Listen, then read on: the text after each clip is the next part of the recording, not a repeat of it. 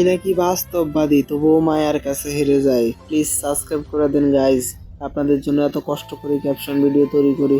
আপনারা যদি সাবস্ক্রাইব না করেন তাহলে আমার এরকম মন মানসিকতা থাকবে না তৈরি করার। দয়া করে আপনারা সাবস্ক্রাইব করে দেন, প্লিজ প্লিজ প্লিজ।